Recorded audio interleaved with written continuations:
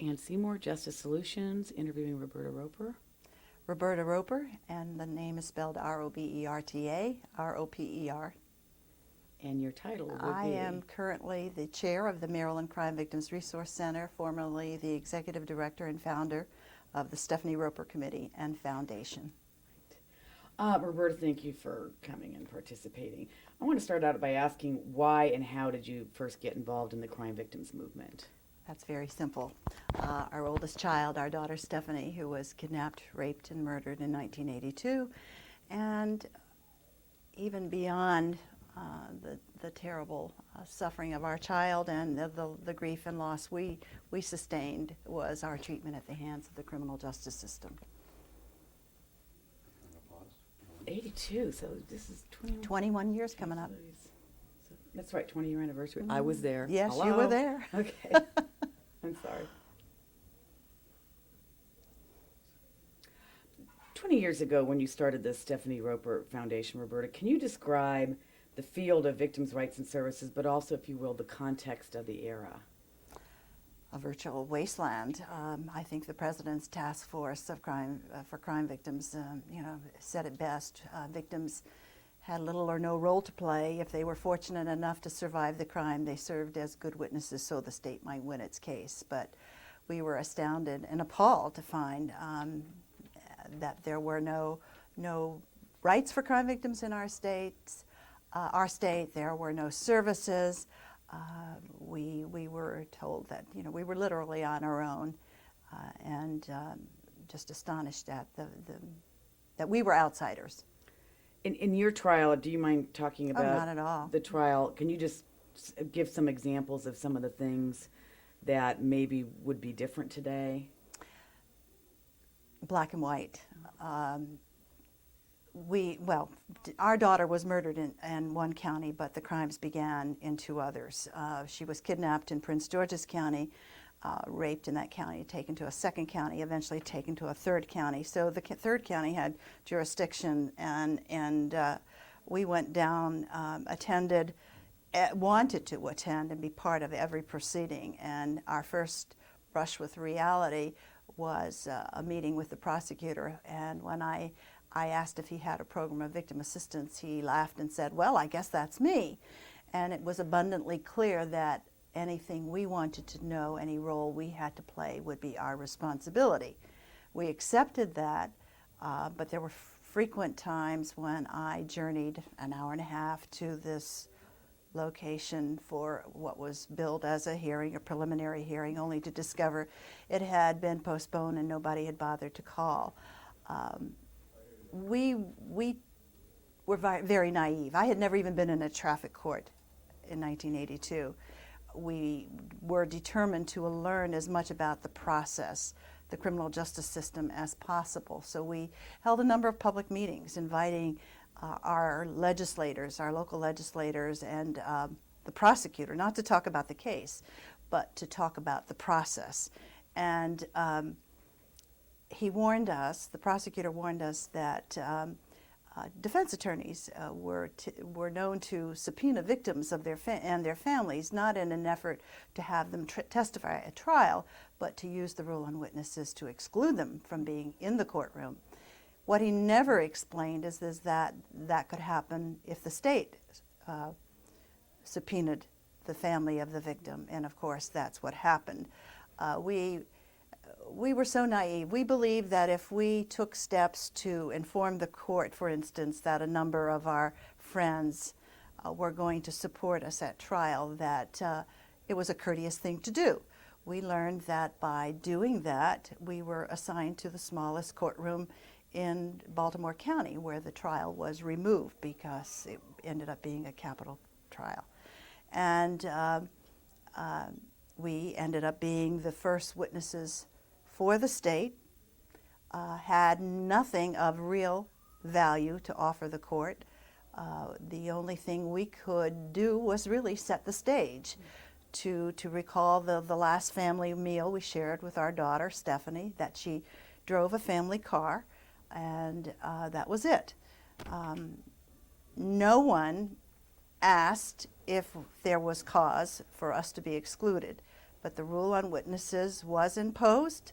The prosecutor never advocated for our right to remain in the courtroom. The judge never questioned whether there was a reason to remove us. But for 6.5 weeks, I stood outside a courtroom door, literally with my nose pressed against the pane of glass, attempting to see and hear what was happening. What I heard and saw were people emerging when breaks occurred. And because this case in 1982 was seen as one of the most heinous crimes ever committed in our state, attracted a lot of public attention, people who wanted to just be in the courtroom. And I heard them questioning what Stephanie was doing there at that time of the night. What was she wearing? How many drinks had she had? And I stood there appalled with one of the detectives who had been on the case.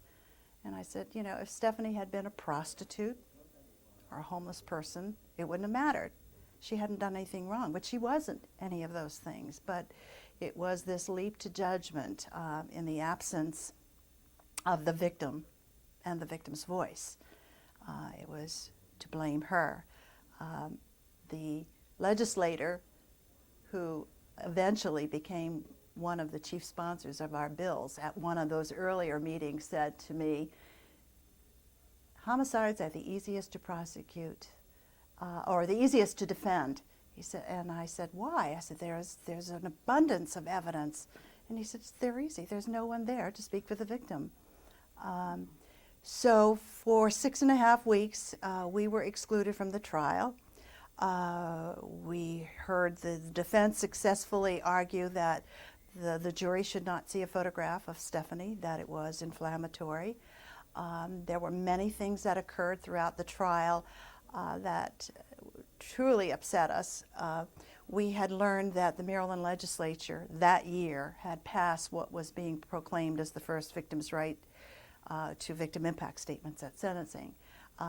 My husband Vince and I obtained a copy of the law from the sponsor, gave it to the prosecutor, believing that as an attorney he would know how the law should be applied. The prosecutor was a very aggressive, competent man. He had a few people skills in terms of keeping us informed of what was happening. And at one of the breaks, as we neared the guilt-innocence phase of the trial of the principal defendant, I said to him, well, what about the victim impact statement? And he said, well, when we return after the lunch break, you're going to be the victim impact statement. And I said, I don't know what you mean. And he said, well, the court knows nothing about who Stephanie was, what this crime's impact was to your family or to your community. I had prepared nothing. We had children sitting in the courtroom. I was reluctant to speak for them without their permission. Excuse me. And he said, it's really critical. They will never know who Stephanie is. And of course, as soon as I took the stand, immediately the defense objected on the grounds that anything I had to say was emotional, irrelevant, and probable cause for reversal on appeal. And we were dismissed in silence once again. Excuse me, can I take a drink? I'm sorry. It's okay, I've been coughing. Give me a second or two here. And we're all set. Roberta, thinking about your pioneering area of victim assistance starting the foundation, what was the greatest challenge that you and Vince and your colleagues faced in affecting change? Achieving credibility. I was characterized as an emotional mother who wanted revenge. Syndicated columnists wrote articles about us saying that Stephanie was once a beautiful young woman and now she was the name of an ill-begotten cause, and that her parents were either exploited by people or had a knack for public relations. When I called the author of this column and I said, "Are you a parent?" and he did what many people do when you ask them that. He made this knee-jerk reaction, well, if it had happened to my child, I would have. And I said, but we're not doing that. We're not suggesting to take the law, that anyone should take the law into their own hands. Have you seen the bills that we have proposed? No. And it was very, very difficult to not to be distracted from not to become what our opponents were characterizing us as, and to maintain focus. But to the credit of everyone we've been involved in, we were able to maintain a proper focus, to always see the cup half full, not half empty. And anyone who is involved in the legislative process knows it is about compromises, always accepting less than what you deserve and need, not resorting to negative advocacy. It's very tempting when you know your proposal is reasonable, rational, right. When you've presented the evidence, when you've shown what other states have achieved, when you've shown that this will improve the way the criminal justice system treats everyone. But you know, I was told that I was going to make a victim of the Constitution. We were told we were creating a monster. I mean, they went on and on. So achieving credibility and maintaining a vision and not departing from that vision was the greatest challenge. It was also our greatest achievement. Great. What were some of the secrets and tactics and strategies that y'all employed that were successful? I call them the 3 Ps: passion, perseverance, and patience. And I think those 3 qualities are demonstrated in abundance, especially by the grassroots advocacy arena. Not to diminish the role of others in the field who are not direct victims or survivors of crime, but those who do walk that path bring to it qualities that cannot be measured, and the patience and being able to maintain the vision is sustained by the passion and the perseverance. That's great. Roberta, what were some of the failures, if you think there have been failures in the past, for you, 20 years? I wouldn't characterize our experiences as one of failures. Challenges, again, coming from the nonprofit sector, the biggest challenge is money, the dollars to sustain what you do. Vince and I have served for 20 years as the non-compensated executive director and fiscal manager.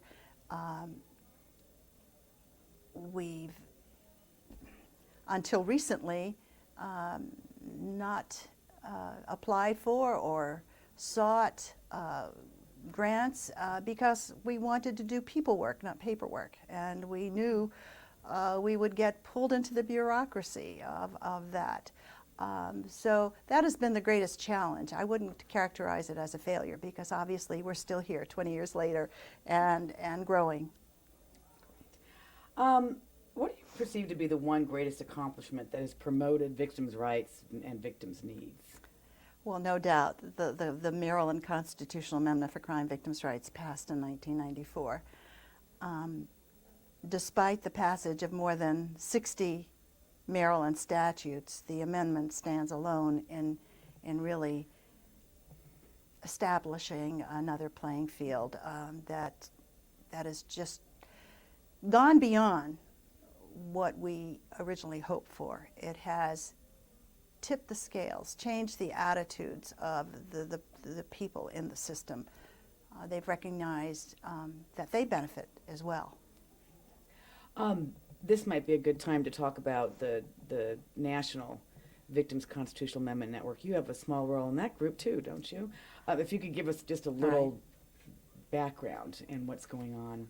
Well, I'm privileged to serve with Bob Preston as the co-chair of NVCAN, and clearly we've had 2 amazing champions in the United States Senate, John Kyle of Arizona and Diane Feinstein of California, who, like so many others in the field, have just had unwavering support. And in my view,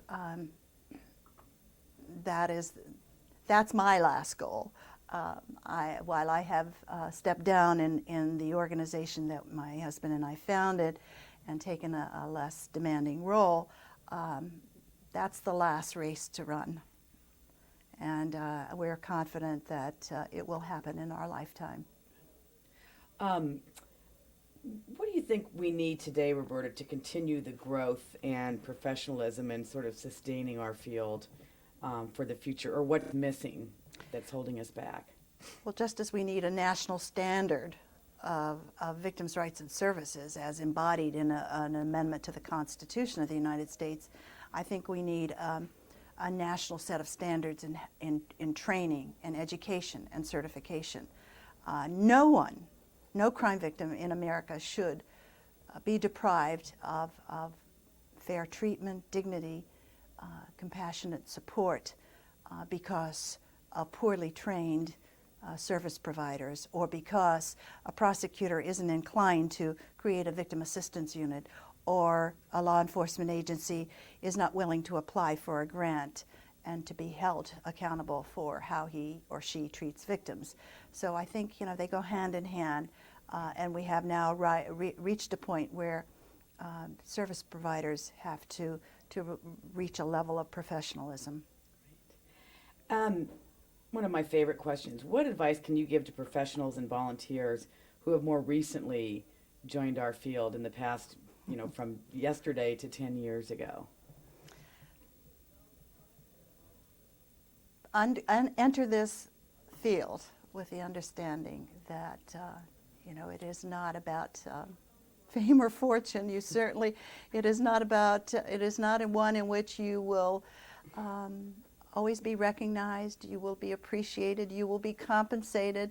I have often characterized it as a ministry, if not a mission. It's certainly a mission, but a ministry in which you do it because you want to do it, you are committed to it, and you bring to it a level of dedication that does not demand recognition or a high salary. And I guess that's one of my concerns about the future, that we never forget why we're here, why we're doing what we're doing, and be prepared to grow old and get bags and wrinkles and gray hair, but reap the highest rewards in personal satisfaction and knowing you made a difference in someone's life.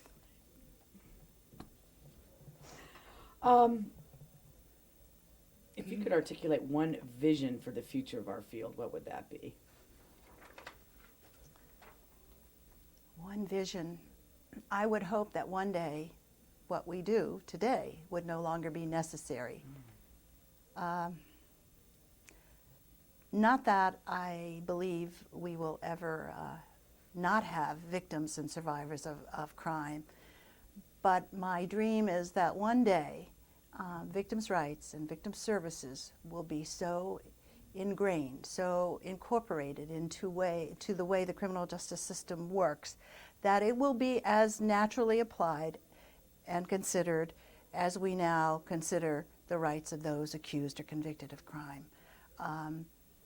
I dream of a day when everyone who takes the bar exam and intends to practice criminal law must understand how crime victims are treated and the rights that should be applied to crime victims, and the way they should be treated with adequate services. So that is my hope and my dream, that one day it will be routine and we won't have to be paving new roads and blazing new trails. Well, almost last question. What's your greatest fear for the future, Roberta? That again, we forget who we serve, why we're doing what we're doing. If it becomes another government job, if it becomes another bureaucracy, if we get so engrossed in simply measuring results and being a bureaucracy that fills out reports at the expense of the people we are seeking to assist and serve, then we will have lost our purpose and meaning. I'm going to give you a bonus question that I've had some fun with today. If someone came in your office tomorrow, a victim or someone wanting to volunteer, and asked you to tell them the one thing that's different today from 30 years ago when our field began, what do you think that would be? I think that there is acceptance. The more enlightened offices and agencies are more respectful. The word victim or victim survivor is not one that is denigrated, and it's considered. The field is respected. The person is treated differently. The person is included in part of the process, and that's really important, because too often the criminal justice system becomes embroiled in how we're treating the offender, how we're going to punish him, when in fact the victim is more concerned about the process. Are they going to have a voice? Are they going to be informed? Are they going to be present? Will they be treated with respect? So ultimately, that's what is different today. They are part of the process. They are respected. Any question I didn't ask you that you're champing to answer? I should ask Vince. Again, the Federal Victims' Rights Amendment, of course, is the top priority for so many of us, and we have had such amazing advocates in the field that we're confident that it'll happen. But I just wish there was a way to light some fires under the powers that be and create an identification, a greater identification with the general public. Unfortunately, national disasters, community crisis, events like the terrorist attack of 9/11 temporarily cause people to pause and say, "There but for the grace of God go I," and come to a closer understanding of what crime victims suffer and deal with every day. But it's very sad that it takes that kind of event to shake up the soul of America. And I am hoping and praying that the amendment will occur in our lifetime and change that outlook. Thank you.